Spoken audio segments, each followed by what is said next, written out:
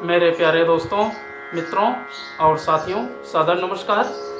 हमारे इस YouTube channel video में और फेसबुक वीडियो में आप सभी दर्शकों का हृदय से स्वागत है। मैं हूं आपका इष्ट मित्र दोस्त मिस्टर शांतिलाल डंसेना, बड़े डूमरपाली, रबड़सन, खड़सिया, जिला रायगढ़, छत्तीसगढ़, भारत से हूं। मित्रों, आप लोग हमारे इस YouTube चैनल वीडियो को पहली बार देख रहे हैं तो आपसे मैं निवेदन करता हूं, इसको सब्सक्राइब जरूर कर दें और जो बेल आइकन का घंटी है उसको भी क्लिक कर दें। विशेष रूप से ऑल ऑप्शन का चयन करना होगा ताकि हर रोज़ नए वीडियो डालते हैं उसका नोटिफिकेशन सबसे पहले आपको उपलब्ध हो सके। अगर आप लोग हमारे इस YouTube चैनल वीडियो को और फेसबुक वीडियो को देखते हैं तो आपको मैं हृदय से धन्यवाद देता हूं और आप सभी लोगों को सलाम करता हूं। शुरू से अंत तक जरूर देखें, सुने, समझें, अनुभव भी करें। मन कहे उचित लगे, अच्छा लगे तो आप हमें एक लाइक जरूर दें और इष्ट मित्रों के पास शेयर भी करें। कोई विशेष संशोधन करना है तो आप हमें कमेंट बॉक्स पर सूचित कर दें और आगे भविष्य के लिए मार्गदर्शन भी दें। आपका दिया हुआ मार्गदर्शन हमारे श्रेष्ठ जीवन का मुख्य आधार है। मित्रों, अशुद्ध दृष्टिकोण से बचकर शुद्ध विचारधारा को अपनाएं।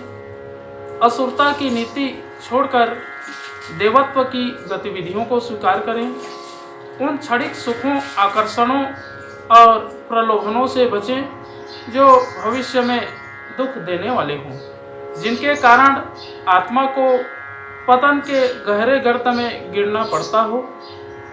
भगवान कहता है कि हम देव तत्व को विकसित करें, देवत्व को प्रोत्साहन दें, दैवी आत्म संकेतों का अनुसरण करें। इसी में हमारी भलाई है, इसी में सज्जनता है और इसी में सत प्रवृत्तियों का संवर्धन होता है। मित्रों, गीता में हर प्रकार के बातों का उल्लेख किया गया है और खास करके व्यक्ति को अपने मन मस्तिष्क का सही उपयोग करना चाहिए ताकि श्रेष्ठ जीवन जिया सके। किसी भी पुस्तक या व्यक्ति की अपेक्षा विवेक का महत्व अधिक है, इसलिए जो बात बुद्धिसंगत हो, विवेक सम्मत हो, अपने योग्य हो, उचित हो, केवल उसी को ग्रहण करना चाहिए। विवेक की कसौटी पर कसकर हम बुराई भलाई की हर जगह परख सकते हैं। हम विवेकवान बने, विवेक को अपनाएं, इसी में सज्जनता है। और जब हम विवेक से काम लेते हैं तो विचार जो है परिपुष्ट होती है और भविष्य का निर्माण होती है। मित्रों, हमारी जो भी शक्तियाँ एवं सामर्थ्य है उनका सदुपयोग करने के लिए सतत अपने आप को प्रेरित करते रहना और जो अधिक बन पड़े, अच्छा से अच्छा कार्य हो सके ऐसा कार्य निरंतर करते रहना व्यक्ति का अपना स्वभाव होना चाहिए। तभी जीवन की सार्थकता है, नहीं तो फिर जीवन जो है पशु पक्षी की तरह है, कीट पतंग की तरह है, वासनाओं में, लिप्साओं में, भोग विलास में जीवन लीला समाप्त हो जाती है। मनुष्य जीवन बहुमूल्य उपहार है। अगर हम इसका सही ढंग से उपयोग करते हैं, संस्कृति के साथ में, संस्कार के साथ में जोड़ते हैं और स्वच्छता को अपने जीवन का अविच्छिन्न अंग मानते हैं और आगे बढ़ते हैं तो उसी में सज्जनता सन्निहित है। मित्रों, जब तक हम अपने अंदर जितने भी दोष, दुर्गुण, कलमश, कसाय हैं उसको निकाल करके बाहर नहीं फेंकते हैं, अपने मन के मलिनता को दूर नहीं करते हैं, मानसिक संतुलन को स्थिर नहीं बनाते हैं, तो जीवन में विकास कर पाना संभव नहीं है। इसलिए अपने आप का खुद का ध्यान रखना और भाव में आकर के बह जाना सबसे बड़ी मूर्खता है।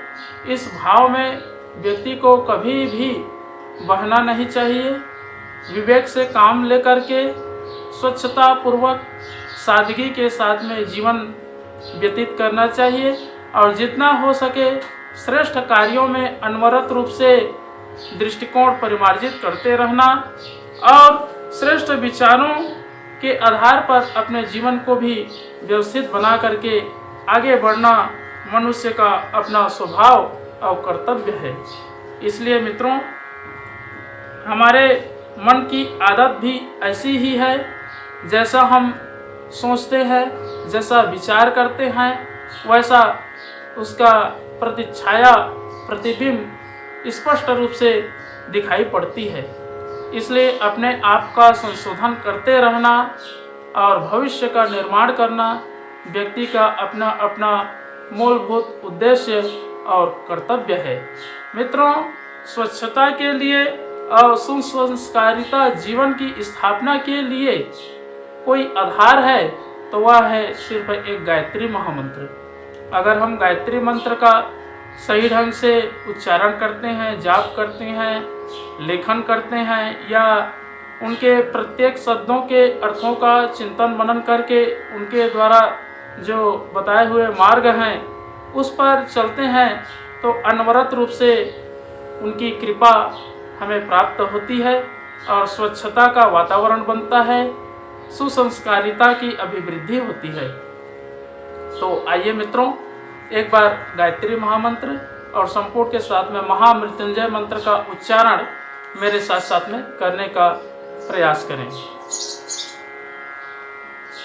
ओम भूर्भुवः स्वः तत्सवितुर्वरेण्यं भर्गो देवस्य धीमहि धियो यो नः प्रचोदयात्। उस प्राण स्वरूप, दुखनाशक, सुख स्वरूप, श्रेष्ठ, तेजस्वी, पापनाशक, देव स्वरूप परमात्मा को हम अपनी अंतरात्मा में धारण करें। वह परमात्मा हमारी बुद्धि को सतमार्ग की ओर प्रेरित करे। ओम हौम जूम सह ओम भूर्भुवः स्वः ओम त्र्यंबकं यजामहे सुगंधिं पुष्टिवर्धनम् उर्वारुकमिव बंधनान् मृत्युर्मुक्षीयमामृतात्।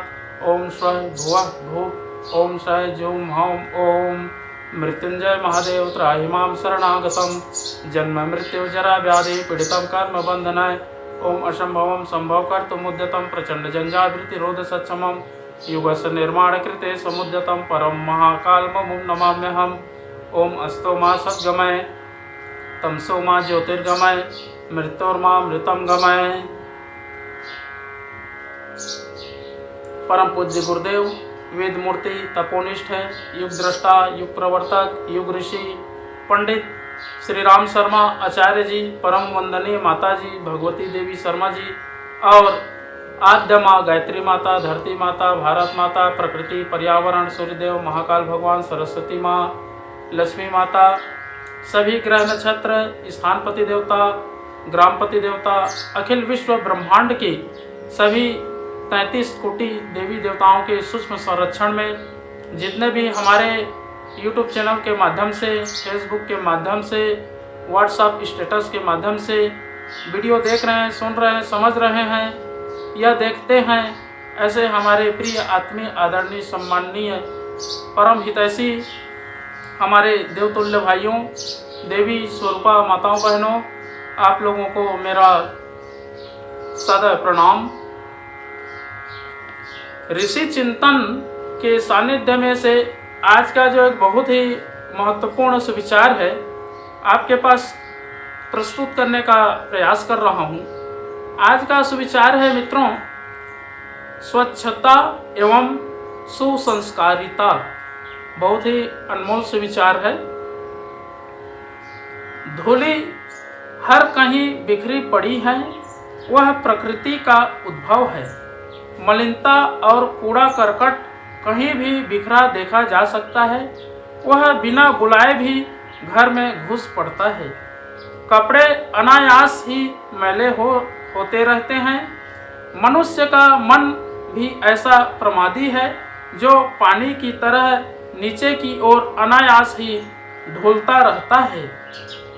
प्रमादी लोग कहीं भी मैले कुचैले देखे जा सकते हैं।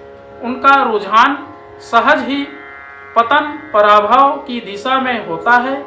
यदि सतर्कता न रखी जाए तो मलिनता से लदा और घिरा रहना पड़ेगा। मित्रों, हमारे मन की आदत भी ऐसी ही है। वह सर्वत्र संव्याप्त मलिनता की ओर अनायास ही खींच जाता है।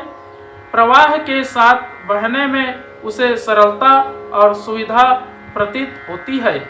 मित्रों, सुरुचि संपन्न इस अनुपयुक्तता को ध्यान में रखते हैं और अपने को अनगढ़ समुदाय में सम्मिलित होने से बचाते रहते हैं।